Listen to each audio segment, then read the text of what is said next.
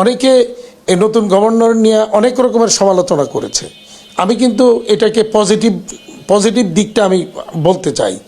আপনি যদি দেখেন এই নেগেটিভ এত সমালোচনা না করে তাকে সুযোগ দেন, উনি কি করে আমরা দেখি।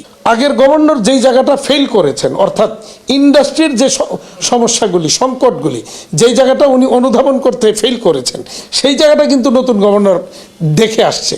তিনি তার মাইন্ডে কিন্তু ওই জায়গাগুলি উনি নিজে প্র্যাকটিক্যালি দেখে আসছেন। তো উনি যদি ওই জায়গাটাকে হাত দেন, এসে যেমন শুরুতে এসে একটা হাত দিলেন কোথায়, শ্রমিকের বেতন দেওয়ার লাগে একটা ইয়ে করে দিলেন, লোনের ব্যবস্থা করে দিলেন। এটা যে কি পরিমাণ হেল্পফুল হয়েছে এটা মানে চিন্তাও করতে পারবেন না।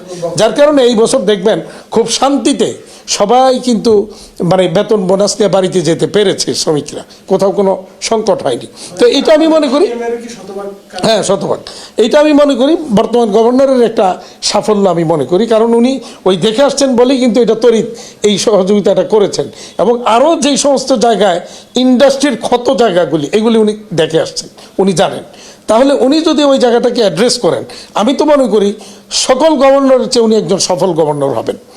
এবং এটা বর্তমান সরকার, হ্যাঁ, এবং বর্তমান সরকারের যে আসার আগে যে সমস্ত কথাগুলি বলেছেন তারও একটা পূর্বাভাস কিন্তু আমরা মানে এখানে দেখতে পাচ্ছি। আমরা খুব আশাবাদী যে সামনের দিনগুলি বাংলাদেশ ব্যাংক, অর্থ মন্ত্রণালয়, বাণিজ্য মন্ত্রণালয়, শ্রম মন্ত্রণালয়, মেইনলি আমাদের এই কয়টা জায়গা আমাদের কনসার্ন, RNBR, এই 5টা জায়গা, এই জায়গাগুলি যদি সঠিকভাবে কাজ করে তাহলে আমার বিশ্বাস যে এই অর্থনীতি ঘুরে দাঁড়াবে, রপ্তানিও ঘুরে দাঁড়াবে।